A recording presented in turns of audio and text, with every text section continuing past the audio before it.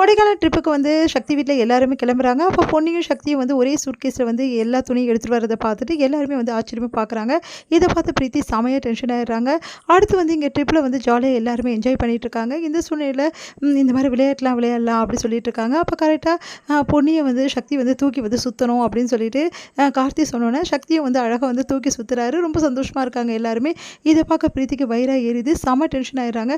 எப்படியாவது வந்து பொன்னியும் சக்தியும் வந்து நிரந்தரமாக பிரித்து ஆகணும். சக்திக்கு வந்து முதல்ல என் நினப்பா இருக்கா இல்லைன்னு தெரிஞ்சுக்கணும்.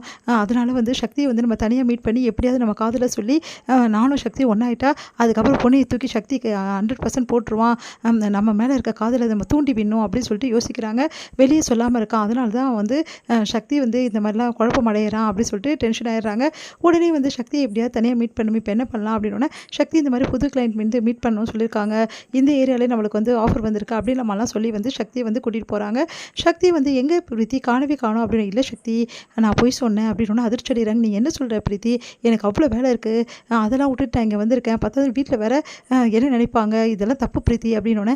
இல்லை சக்தி உங்ககிட்ட தனியாக பேசுறதுக்கு எனக்கு டைமே கிடைக்க மாட்டேங்குது, அதனால் உங்ககிட்ட ஒரு முக்கியமான விஷயத்தை பற்றி பேசணும், என் மனசு விட்டு இன்றைக்கி பேசணும்னு வந்து தோணுது.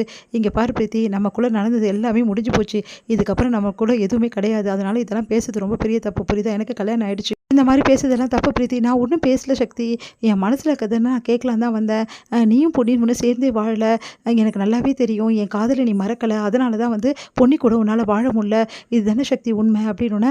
என்ன பிரீத்தி நீ இப்படி பேசுகிற, நீ இப்படிலாம் பேசுவேன் நான் நினச்சி கூட பார்க்கல பிரீத்தி அப்படின்றாரு. இங்கே பாருங்கள், நான் எதை தப்பாக வந்த நோக்கத்துலலாம் உங்ககிட்ட பேசலை, இல்லை உங்களும் பொன்னி பிரிக்கணுன்ற நோக்கத்துலலாம் பேசலை, இல்லை எதுக்காக நீங்கள் வாழ மாட்டேங்கிறீங்க அப்படின்னு சொல்லிட்டு தெரிஞ்சுக்கலாம் தான் நான் பேசுகிறேன், வேறு எந்த நோக்கமும் இல்லை சக்தி அப்படின்னு.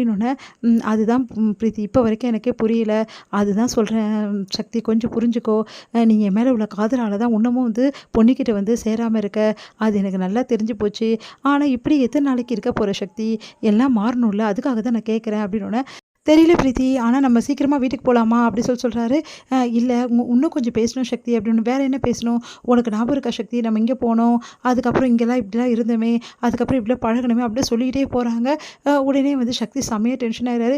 இது சொல்லவா வந்த, எதுக்கு வீண் கதையெல்லாம், முன்னாடி நடந்த விஷயத்தெல்லாம் வந்து பேச வேணாம், நான் ஆல்ரெடி சொல்லியிருக்கேன்ல பிரீத்தி உங்ககிட்ட, நானும் நிறைய வாட்டி பார்க்குறேன், நீ இந்த மாதிரி தான் பேசிகிட்டு இருக்க, இப்படி பேசினேன்னா அப்புறம் நல்லா இருக்காது அப்படின்னு. ஏன் சக்தி இப்படிலாம் பேசுகிறீங்க, எனக்கு தெரியும் உன்னால் வந்து கண்டிப்பாக பொண்ணு ஏற்றுக்கவே முடியாது, கடைசி வரைக்கும் ஏற்றுக்க முடியாது, ஏன்னா என் காதல் உன் மனசில் இருக்குது, என் கூட பழகினது எல்லாத்தையுமே வந்து நீ மறந்துருக்க வாய்ப்பே கிடையாது, உன் ஆழ் மனசில் நான் மட்டும்தான் இருக்கேன், அதனால தான் உன்னால் பொண்ணி கூட ஏற்றுக்க முடியல, இந்த நிலைமையில் இப்படியே இருந்தால் எப்படி, இந்த வாழ்க்கை வந்து இப்படியே இருக்கணுமா, வேணாமே, நம்ம 2 பேரும் வந்து இந்த வாழ்க்கையை வேறு மாதிரி வாழ்ந்தா என்ன அப்படின்னு சொல்லிட்டு கையை பிடிக்கிறாங்க. பிரீத்தி அப்படி சொல்லிட்டு கையை எடுக்கிறாரு.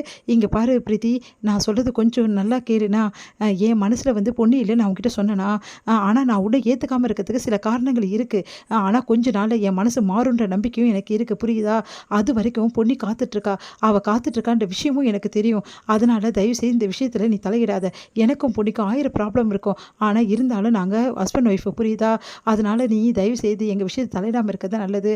அப்புறம் இன்னொரு விஷயமும் சொல்கிறேன், இது மாதிரி மறுபடியும் என்கிட்ட பேசினேன்னா அப்புறம் நல்லா இருக்காது பிரீத்தி அப்படின்னு. அதிர்ச்சி அடைகிறாங்க பிரீத்தி, என்ன இவன் இப்படி பேசுகிறான் அப்படின்னு சொல்லிட்டு. அப்போ இவன் மனசில் நான் இல்லையா, இல்லை இவன் நடிக்கிறான் அப்படின்னு சொல்லிட்டு யோசிக்கிறாங்க.